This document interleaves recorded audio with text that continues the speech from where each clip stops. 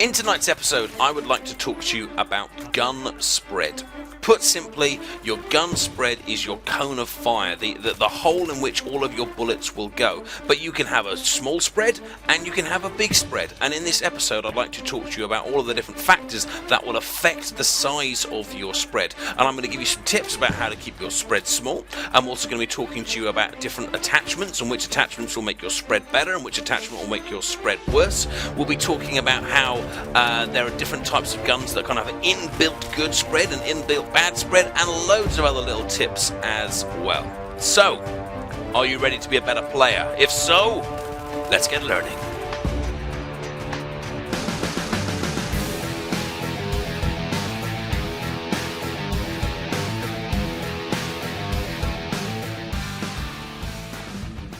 Well, greetings guys, and welcome to another little mini tutorial with me, the Adipose, and I'm here today with the almighty Bishy. Hello.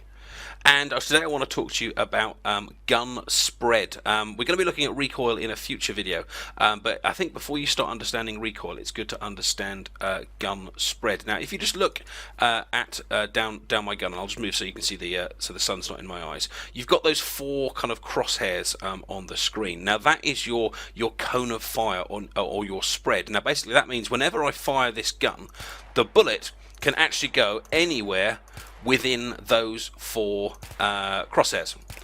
So that's basically my aim is within those four. So that means if you're aiming at a target, especially when you're aiming from the hip, you've actually got a fairly small chance of hitting them, unless, as I demonstrate here on Bish, you're really right up on top of them. I mean, if I fire my gun there, I'm definitely going to hit him. But as soon as I get, say, about this far back, the odds are going to go down and down and down.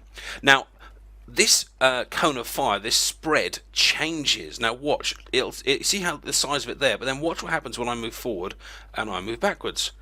That spread gets bigger. Now the big thing to learn from this is that your accuracy goes up and down depending on whether you're standing still or whether you're walking. And what you'll see a lot of the top players do when they're going for their distance shots is they'll be running around, they'll be sprinting around, they'll be dancing, and then when they want to take the shot, they'll freeze, they'll fire. And as soon as they finish their shots, then they're off again, then they're moving, then they're dancing and dodging. But when they're going for those longer range shots, they are going to be freezing, because that is the way to keep your spread at its minimum level. But it isn't just whether you're moving or not that affects the size of this spread. The biggest contributor to it, other than movement, is of course looking down your scope, or ADS, aiming down scope. Now, the reason why we aim down the scope is because that drastically reduces that spread and increases your accuracy. That is it. It's not that people just love their little iron sights or they love looking through a little kind of sight thing, although that's quite nice too. But the big reason is that when you're firing from the hip, you've got a huge spread. When you're looking straight down the iron sights, that spread is greatly reduced. But it is still there, crucially. It is still there, but it is reduced. The next thing that affects it is your position in terms of how you're standing. Now, what I want you to do is just have a look at my four crosshairs here. You'll see, if you can see, that they are the two on the left and the right, or the one on the left and the one on the right, are just outside that pillar. And I'm just going to duck and watch. They're now just inside that pillar. I'll go up again, slightly bigger. I'll duck again, slightly smaller. So if you're ducked, your spread will decrease slightly. And then, of course, let's put that together. That means that when you look down sight and you're ducked, you're slightly more accurate again. And now watch this. Let's go down to the ground.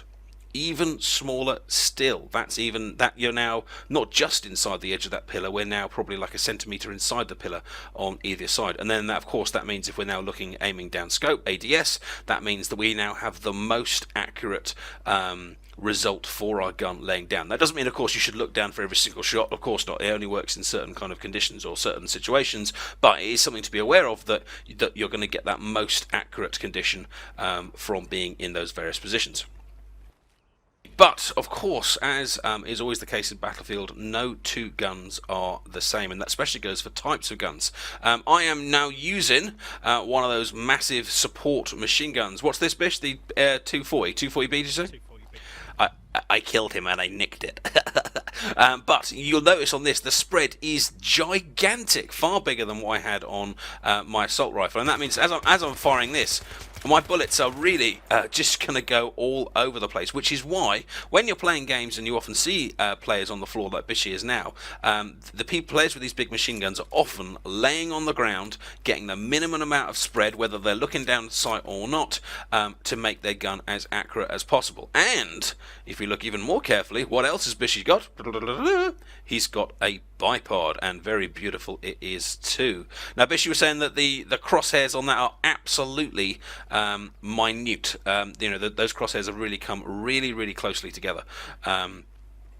So that he is absolutely reducing that spread to give him the most accurate shot at range as well. Even if the reason why you often get kind of cut down by those kind of big machine guns is because they're on the floor with a bipod, and the spread is so low that they can really kind of take out targets. Wow, like that fence, quite quite spectacularly. Now, the next thing to note is this. And that is that your spread increases the longer you fire. Okay, so back to the assault rifle here. Now, this is a really important point that does link to recoil. Watch the crosshairs as I fire against this wall. Okay, did you see them? The crosshairs got bigger. Now, obviously the recoil took me up, but even if I do compensate from the recoil, watch, those crosshairs are getting bigger, which means the spread is getting bigger and bigger. So that does mean even if you're looking aiming down scope like this, the longer you fire, the bigger those bursts you make, the more your spread is increasing. And this is the key thing. You can't control spread. You can control recoil. You can compensate for it. You can go against it. You can pull down, but you can't control your spread. There's no like magic way that you can move your mouse to control the spread. You can reduce it by ducking. You can reduce it even further by coming down onto the ground, but you can't control the spread. Now, what that means is burst fire. And I'm sure you've heard burst fires and that you should burst fire in lots of tutorials and lots of video makers and lots of people in your clan and all that kind of stuff. But it is so important, because if every time you finish that burst and restart it, you're bringing your spread back to the minimum amount again. And if I do that without looking down the scope again, Bish, would you mind grabbing me? You got some ammo for me, please? If you watch my crosshairs again here, you'll note that as I stop firing, they come back to the minimum amount again. So it's resetting that spread, but the moment I keep that burst going, they get bigger. So my accuracy gets less and less, and it doesn't take long for them to get bigger as well. We're only talking about 6 bullets, and so, and that spread has noticeably enlarged. So all of those tutorials that tell you to burst fire, they know what they're talking about. Short little bursts, compensate from the recoil, and I'll talk more about recoil in a future video. But for the sake of spread, keeping your gun as accurate as possible, you've got to burst. Okay, well, let's talk about attachments, because lots of the attachments do have an effect some way on the spread of your gun. Now, probably one of the most important ones to talk about is the heavy barrel, because lots and lots of people use the heavy barrel. I use it on nearly every assault rifle. It increases your accuracy at range for aimed fire, or just increases your accuracy full stop. But look at the description carefully.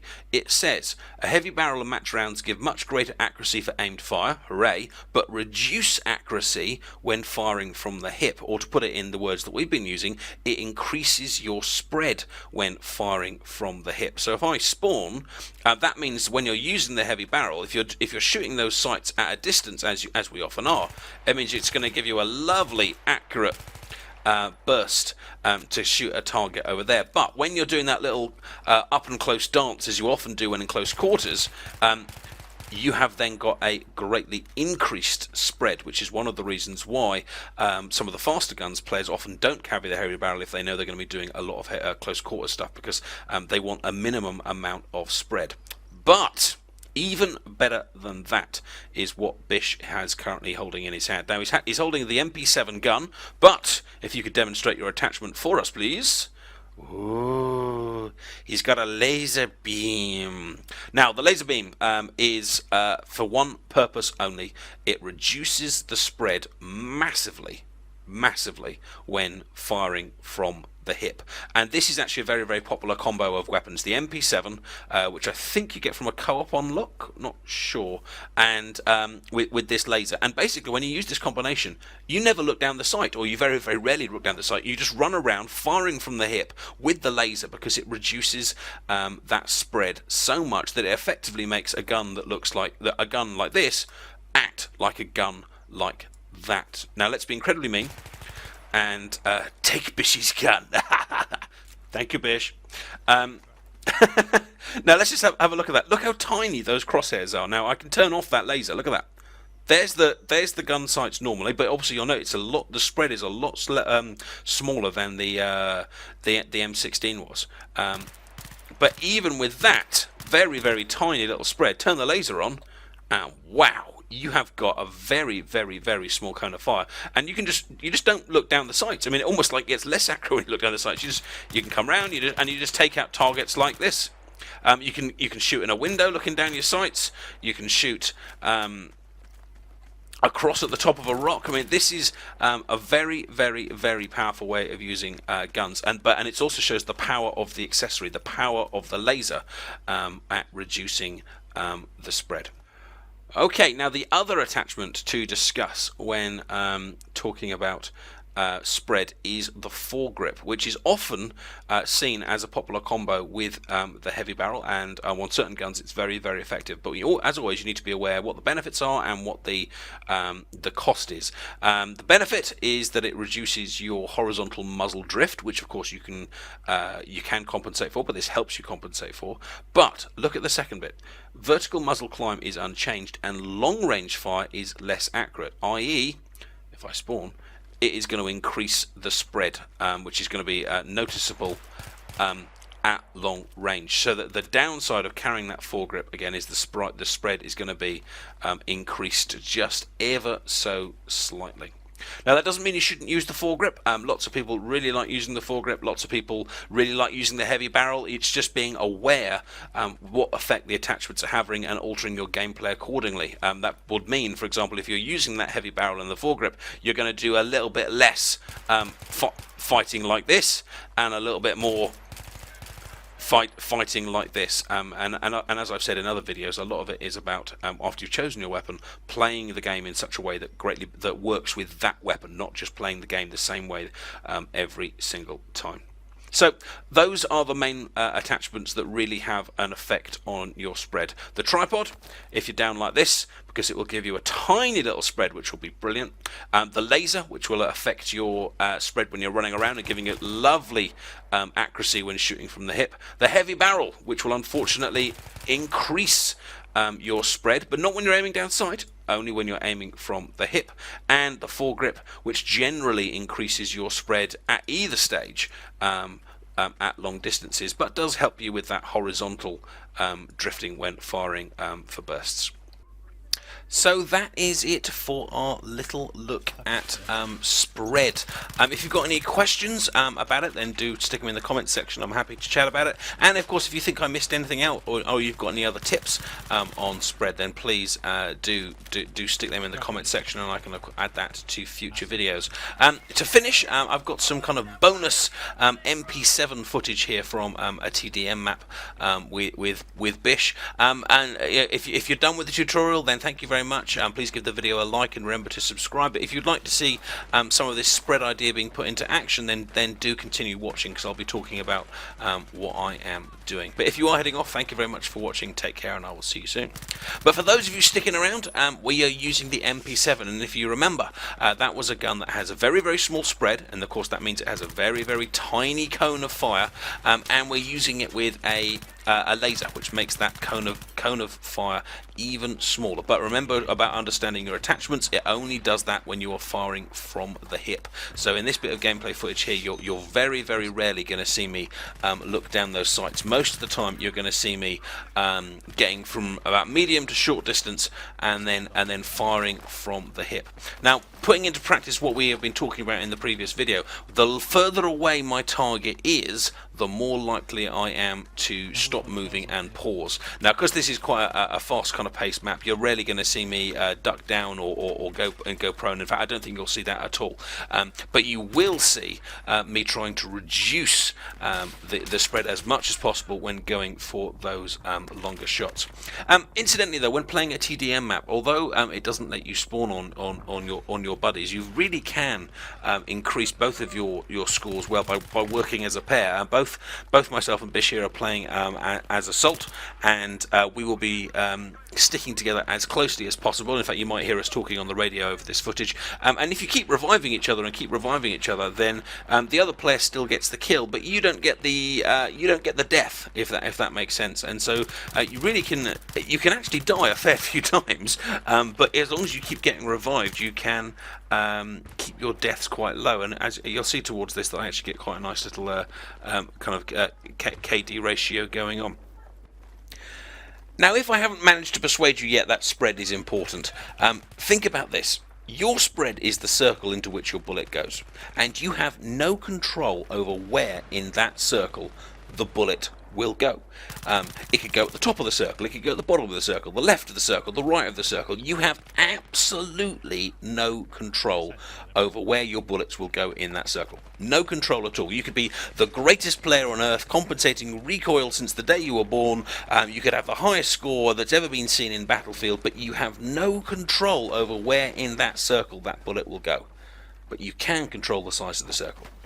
That is the key difference, or the key importance of knowing and understanding spread. If you let your spread get too big by sprinting around and trying to fire at the same time, or running around and firing at the same time, you're creating a huge circle and you're losing control of your bullets. If you hold down that trigger too long and allow your spread to get too wide, you're losing control of your bullets. If you're using one of those huge machine guns from the support class, and you're standing up when you're doing it and kind of firing it from the hip, you're making that circle go really wide and you're losing control of your bullets. So think about all of those really, really frustrating times. Those times when you say, "Oh, I'm sure I shot first," or those times when you kind of say, "Well, I'm sure I have the crosshairs over that guy's head." You probably did. You probably did have the crosshairs over that guy's head, and you probably did shoot first, but you still died. Why? Possibly because of the spread. Possibly you were moving. Possibly your burst fire was too long. Possibly you were standing up when you could have crouched. You know, any of those factors. But by understanding it, it helps you to diagnose what you've done right and what you have done wrong. Now, unfortunately, as you can see in this bit of gameplay, I've only got 2 bullets left in my lovely MP7. Myself and Bishop have done such a great job of reviving each other that we've reached that rather awkward stage where we're running around with very little ammo left. So I'm going to have to try and take people down with my trusty pistol. But I do have to say, this next moment, I'm quite proud of this. Now, that guy probably had about 2% health left and he wasn't really moving and things, but I don't care. I shot him with a pistol from halfway across the map. But what I really need now is one of those lovely people with to drop an ammo box for me. Now this, if you're doing really well in a TDM, it's always good to have, or you're squadding up for TDM, it is always good to have at least one support guy like this to hopefully give us some ammo. So we'll go over and politely ask him for some ammo. Hi, we'd like some ammo. Can you give us some ammo? No, we're on your side. See the yellow stuff? But we'd like ammo. Hi, no, come back. We're on your side. We need your help with some ammo. Yeah, see this? This is a pistol. I don't have another gun because I have no bullets left in it. So if you could just give us some ammo. Why do you think I'm shooting you with a pistol? It's because I don't have anything else. What do you think? I'm just a nutcase that shoots people on my own side? And so, with that, a completely unnecessary death at the hands of a vicious teammate who callously refused to give me ammunition, I will bring this little look at spread to an end. If you have found it useful or enjoyable or a nice kind of refresher of these things, then please do give the video a like, as it helps the channel to grow. And regardless of whether this guy will ever give me ammo, If you're not a subscriber yet, then do hit that subscribe button. I have lots of Battlefield tutorials on the channel, and I have lots more coming out. I've got several Let's Plays from a whole variety of games, and a load of mod videos as well. And if you're interested in any of that, then please do hit that subscribe button. Take care, thank you for watching, and I will see you soon. Bye bye.